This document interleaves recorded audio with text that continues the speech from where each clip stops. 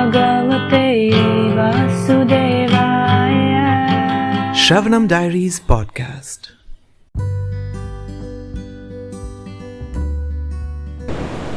Continuing to read Bhagavad Gita as it is, the book by His Divine Grace Abhay Charanaravinda Bhaktivedanta Swami Prabhupada, Chapter 5, Karma Yoga, Action in Krishna Consciousness, Text 22. Yehi samsparshaja bhoga dukha yonaya evate adyantavantah kaunteya nate shuramate buddha. An intelligent person does not take part in the sources of misery, which are due to contact with the material senses. O son of Kunti, such pleasures have a beginning and an end, and so the wise man does not delight in them. Purport. Material sense pleasures are due to the contact of the material senses, which are all temporary, because the mind itself is temporary. A liberated soul is not interested in anything which is temporary. Knowing well the joys of transcendental pleasures, how can a liberated soul agree to enjoy false pleasure? In the Padma Purana it is said, Ramante yogino nante satyanande chidatmani iti ramapadena sao param brahma bhidiyate. Quote, the mystics derive unlimited transcendental pleasures from the Absolute Truth, and therefore the Supreme Absolute Truth, the personality of Godhead, is also known as Rama. Unquote. In the Srimad Bhagavatam also 5.5.1 it is said, Nayam deho deha bhajam nriloke kashtan kaman arhate vid bhujam ye tapodivyam putrakayena satvam shodhyed yasmad brahma saukyam tvanantam. Quote, my dear sons, there is no reason to labor very hard for sense pleasure while in this human form of life. Such pleasures are available to the stool eaters, hogs. Rather, you should undergo penances in this life by which your existence will be purified, and as a result, you will be able to enjoy unlimited transcendental bliss. Unquote.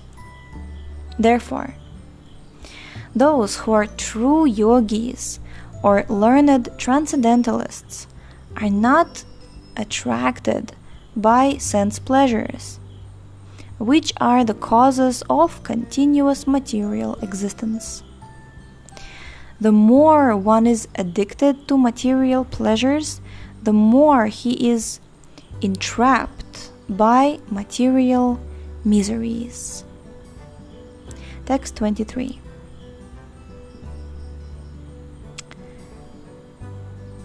Or should we just take a moment and appreciate the verse we've just read? It's pretty straightforward. I really like this verse. Okay, text 23. Shaknoti haiva yasodhum prak sharira vimokshanat kama krodho bhavam vegam sayukta sasukhi naraha.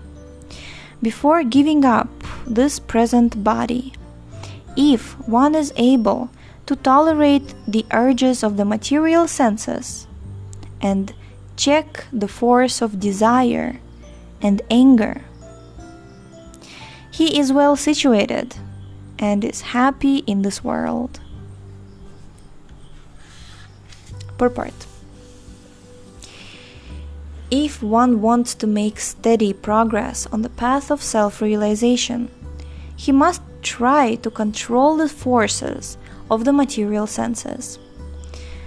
There are the forces to talk, forces of anger, forces of mind, forces of the stomach, forces of the genitals, and forces of the tongue. One who is able to control the forces of all these different senses and the mind is called Goswami or Swami. Such Goswamis live strictly controlled lives and forego altogether the forces of the senses. Material desires, when unsatiated, generate anger, and thus the mind, eyes, and chest become agitated. Therefore, one must practice to control them before one gives up this material body. One who can do this is understood to be self-realized, and is thus happy in the state of self-realization.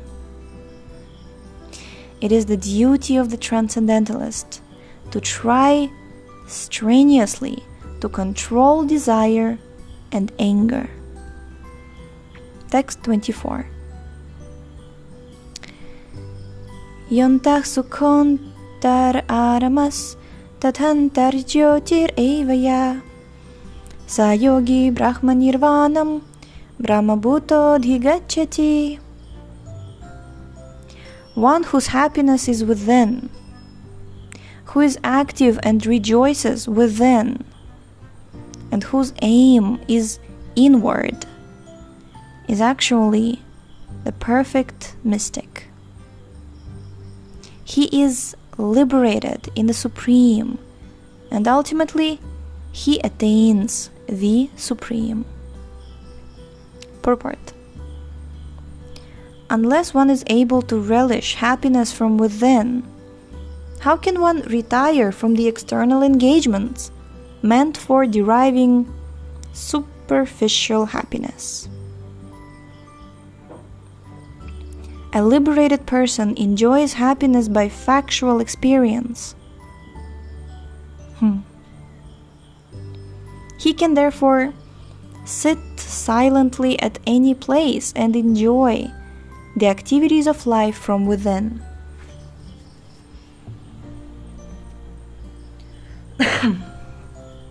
Such a liberated person no longer desires external material happiness. This state is called Brahma Bhuta, attaining which one is assured of going back to Godhead, back to home. Text 25. Labhante Brahma Nirvanam Rishaya Kshina Kalmashaha Chinna Dvaidha Yatatmanaha Sarva Bhuta Hiterataha. Those who are beyond the dualities that arise from doubts, whose minds are engaged within, who are always busy working for the welfare of all living beings, and who are free from all sins, achieve liberation in the Supreme. Purport. Only a person who is fully in Krishna consciousness can be said to be engaged in welfare work for all living entities. When a person is actually in the knowledge that Krishna is the fountainhead of everything, then when he acts in that spirit, he acts for everyone. The sufferings of humanity are due to forgetfulness of Krishna as the Supreme Enjoyer, the Supreme Proprietor, and the Supreme Friend. Therefore, to act to revive this consciousness within the entire human society is the highest welfare work. One cannot be engaged in such first-class welfare work without being liberated in the Supreme. A Krishna-conscious person has no doubt about the supremacy of Krishna. He has no doubt because he is completely freed from all sins. This is the state of divine love. A person engaged only in ministering to the physical welfare of human society cannot factually help anyone. Temporary relief of the external body and the mind is not satisfactory. The real cause of one's difficulties in a hard struggle for life may be found in one's forgetfulness of his relationship with the Supreme Lord. When a man is fully conscious of his relationship with Krishna, he is actually a liberated soul, although he may be in the material tabernacle. Alright. Jai.